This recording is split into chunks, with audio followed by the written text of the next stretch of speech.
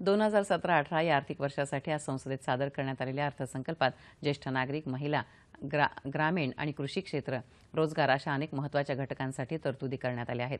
विकासाच्या अनुषंगाने या तरतुदींचे सामाजिक आर्थिक परिणाम आणि पुढील दिशा याविषयी चर्चा करण्यासाठी अर्थतज्ञ संजीव गोखले आपल्या स्टुडिओमध्ये आलेले आहेत.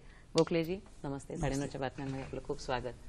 एकूणच सर्वसमावेशक अशा पद्धतीच्या तरतुदी आणि एकीकडे थोडंसं जपून पावलं टाकत 5 राज्यांच्या इलेक्शन्स, निवडणूक आयोगाचे थोडेसे असलेले निर्बंध या सगळ्याच्या पार्श्वभूमीवर हे बजेट सादर केले गेले आहे. आपण काय सांगाल याविषयी? माझं या संबंधामध्ये मत असं आहे की या सरकारने राज्यावर येण्यापूर्वी आपल्या जाहीरनाम्यामध्ये किंवा पंतप्रधान पदाचे उमेदवार नरेंद्र मोदी आणि पक्षाचे अध्यक्ष किंवा पक्षाचे अन्य नेते यांनी आपण राज्यावर आल्यानंतर काय करणार ही जी भूमिका त्यावेळेला वेळोवेळी मांडलेली होती. आणि राज्यावर आल्यानंतर अगदी पहिल्या दिवशी पहिली जी कॅबिनेट मीटिंग झाली त्यामध्ये त्यांनी काळ्या पैशाविरुद्ध स्पेशल इन्व्हेस्टिगेशन टीम अपॉइंट केली. त्या निर्णयापासून पुढे जे जे निर्णय घेतले गेले, मग त्या जनधन योजना असेल किंवा बेनामी व्यवहारांच्या विरुद्ध केलेला कायदा असेल, त्या कायद्यांच्या पुढे नेणारा हा अर्थसंकल्प आहे असं मला वाटतं. यामध्ये विविध प्रकारच्या समाजातल्या घटकांना मी खुश करणारा शब्द म्हणणार नाही, पण त्यांची काळजी घेणारा अर्थसंकल्प आहे. अनेक अर्थांनी हा एक खरा म्हणजे ज्याला म्हणतात पाथ ब्रेकिंग अर्थसंकल्प म्हणता येईल असा आहे. कृषी क्षेत्रासाठी काय तरतूद केली आहे आणि त्याविषयी काय सांगाल तुम्ही? या सरकारचा हे सरकार हे सूटबूट की सरकार आहे किंवा अडाणी अडवाणींचं सरकार आहे अशा प्रकारची टीका केली जात होती. त्यामध्ये फारसा तथ्य होता अशातला भाग नाही, पण प्रत्येकाला आपलं मत प्रदर्शन करण्याचा अधिकार तसा काही केला होता. विशेष करून गेल्या अर्थसंकल्पामध्ये आणि या अर्थसंकल्पामध्ये ग्रामीण भागासाठी सरकारने ज्या काही तरतुदी केल्या आहेत त्यावरून असं दिसतं की हे सरकार ग्रामीण भागातल्या शेतकऱ्यांचा आणि ग्रामीण भागातले अन्न शेतमजूर असतील या सगळ्यांचा विचार करणारं सरकार आहे असं दिसतं.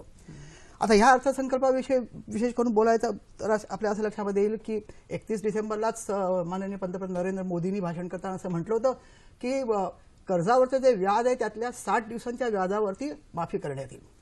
ती माफी या अर्थसंकल्पामध्ये ज्याला म्हणतो आपण फॉर्मलायझेशन म्हणतात तसं फॉर्मलायझेशन करण्यात आलेलं आहे आणि ती माफी जाहीर करण्यामध्ये आलेली आहे.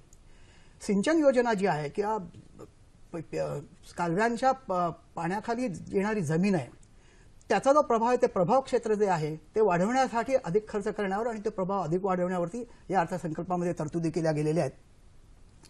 कर्जासाठी जी तरतूद होती तीही वाढवलेली आहे आणि एकंदरच ग्रामीण क्षेत्रामधले रस्ते, ग्रामीण क्षेत्रामध्ये पीक कर्ज आणि शेतकऱ्यांना फसल विमा योजना त्याची व्याप्ती वाढवणं अशासाठी फार मोठ्या प्रकारची तरतूद मी अर्थसंकल्पात भाषण करताना अर्थमंत्री जेटली यांनी सांगितलं की जवळजवळ 1,87,223 कोटींची तरतूद ह्या सगळ्या क्षेत्रासाठी केली गेलेली आहे.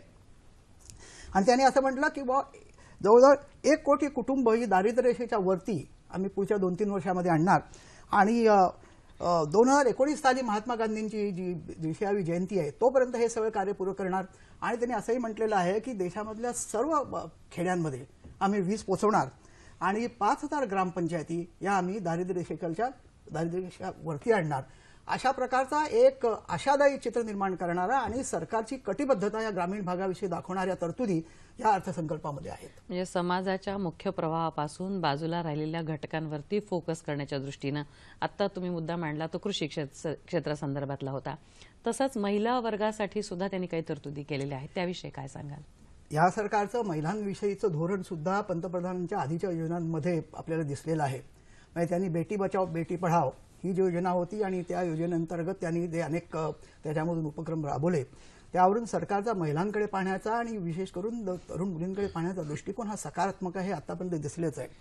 ह्या अर्थसंकल्पामध्ये पण त्यांनी असं म्हटलं की महिला सक्षमीकरणासाठी महिलांना आपण ज्याला म्हणतो प्रशिक्षण देणं, अंगणवाडीमध्ये काम करणाऱ्या महिला आहेत त्यांच्यासाठी काही विशेष प्रशिक्षण कार्यक्रम राबवणं आणि एकंदरच महिलांचं सक्षमीकरण करून महिलांना स्वतःच्या पायावरती स्वाभिमानाने उभं राहण्यासाठी त्यांना प्रोत्साहित करणं आणि मदत करणं अशा प्रकारचा अर्थसंकल्पामध्ये एक जो दृष्टिकोन दिसतो तो त्याच्यासाठी विशेष करून आर्थिक तरतुदी त्यांनी ज्या केलेल्या आहेत त्यावरून सरकारची याबाबतची पुन्हा एकदा मी कटिबद्धता हा शब्द वापरेन की कटिबद्धता त्यामध्ये दिसून येते. गरोदर महिलांसाठी पण त्यांनी एक वेगळी तरतूद केलेली आहे. त्यांना 6,000 रुपये महिन्याला मिळतील अशा दृष्टीने, त्याविषयी काय सांगाल तुम्ही? हाही मी म्हटलं तसं की सरकारचा महिलांच्याकडे बघण्याचा आणि महिलांना सक्षमीकरण करण्याचा आणि सरकार महिलांना समाजामधला फार महत्त्वाचा घटक मानते आणि त्यांना आपल्या समाजामध्ये सन्मानाने वागणूक मिळाली पाहिजे ही सरकारची जी भूमिका आहे. जसं मी म्हटलं तसं बेटी बचावच्या योजनेपासून आणि 31 डिसेंबरला जे नरेंद्र मोदींनी भाषण केलं त्यामुळे त्यांनी असं म्हटलं होतं की अशा प्रकारच्या गरोदर महिलांना 6,000 रुपयाचा 6,000 रुपये अनुदान देण्यात येईल. ही गोष्ट विशेष करून शहरामध्ये आपल्याला या मदतीचा एवढा फारसा ज्याला म्हणतो ना परिणाम जाणवणार नाही, पण ग्रामीण भागामध्ये जी गरीब जनता आहे, शेतमजूर आहेत, जे ज्यांच्या डोक्यावरती खूप कर्ज आहे, त्यांना अशा प्रकारच्या मदतीची खूप आवश्यकता आहे आणि ही मदत खूप त्यांना दूरगामी परिणाम करणारी ठरली आणि जेणेकरून सरकार हे आपली काळजी घेणारं सरकार आहे. अशा प्रकारची एक विश्वासाची भावना ही समाजातल्या तळागाळातल्या लोकांमध्ये निर्माण करण्याचा हे एक पाऊल आहे असं मला वाटतं. तरुणांमध्ये कौशल्य विकास एकूण वाढावा त्या दृष्टीने आणि काही महत्त्वाच्या इन्स्टिट्यूशन्सची घोषणा पण त्यांनी केली, म्हणजे तरुणांकडेही फोकस आहे या अर्थसंकल्पामध्ये. त्या संदर्भात काय सांगाल तुम्ही? आता पुन्हा मी असं म्हणेन की सरकारने राज्यावर येण्यापूर्वी राज्यावर आल्यानंतर ज्या अनेक घोषणा केल्या आणि योजना केल्या त्यातच हे पुढचं पाऊल आहे. कारण आपल्याला माहिती आहे का स्किल्स डेव्हलपमेंट, स्किल्स इंडिया किंवा मेक इन इंडिया सारखे जे त्यांनी निरनिराळे प्रयोग इथे आणले आणि स्किल्स डेव्हलपमेंटसाठी तर स्वतंत्र मंत्रालय आहे आणि या मंत्रालयाचा कारभार खूप अतिशय चांगला चालू आहे. त्यामुळे देशभरामध्ये सरकारची आणि विशेष करून पंतप्रधान मोदींची अशी इच्छा आहे आणि त्यांचा असा या संदर्भामध्ये बघण्याचा दृष्टिकोन असा आहे की ज्याला जॉब ओरिएंटेड एज्युकेशन म्हणतात, की केवळ युनिव्हर्सिटीमध्ये एखादी डिग्री मिळाली पण ती डिग्रीचे तुम्हाला नोकरी मिळायला काही उपयोगी पडत नसेल तर तो केवळ कागदाचा कपटा ठरतो. हा गेल्या जवळजवळ 70 वर्षाचा आपला अनुभव आहे. त्यामुळे त्यांनी असा विचार केलेला आणि गुजरातमध्ये ते मुख्यमंत्री असताना सुद्धा त्यांनी अशा प्रकारचा प्रयोग केला की लोकांना जीवनाभिमुख करणं, 4 पैसे आपल्याला कसे मिळतील आणि कुटुंबाची उपजीविका आपण कशी चालवू शकू त्यासाठी आपल्याला मदत करणारं ते शिक्षण आहे.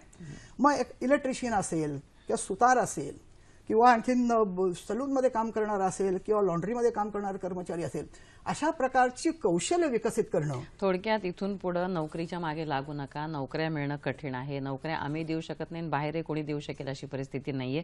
तुम्ही स्वतः तुमची कौशल्य विकसित करा आणि त्या दृष्टीनं तुम्ही छोटे छोटे का होईना पण उद्योग सुरू करून, ज्याला स्टार्टअप म्हणता येईल असं काहीतरी सुरू करून तुम्ही स्वतःच्या पायावर उभं राहा. या दृष्टीने केंद्र सरकारचं फोकस आहे सगळा. पुढे जाऊन मी असं विचारेन की ज्येष्ठ नागरिकांसाठी पण काही तरतुदी सरकारने केलेल्या आहेत. जाता जाता अगदी थोडक्यात ज्येष्ठ नागरिकांच्या तरतुदींविषयी काय सांगाल? ज्येष्ठ नागरिकांमध्ये सर्वात मोठी तरतूद केली ती अशी की आता निश्चलीकरणानंतर बँकांमध्ये फार मोठ्या ठेवी जमा झालेल्या आहेत आणि निश्चलीकरणाच्या आधी सुद्धा बँकांनी व्याजाचे दर कमी करावे की जेणेकरून विकासाला चालना मिळेल, कारखानदारांना कर्ज मिळतील, उद्योजकांना कर्ज मिळतील. अशा प्रकारचा धोशा रिझर्व्ह बँकेकडे सर्वांनी लावलेला होता आणि त्यामुळे आणि आता निश्चलीकरणामुळे बँकांमध्ये जमा झालेली जी प्रचंड रक्कम आहे त्यामुळे व्याजाचे दर निश्चित कमी आलेले आहेत.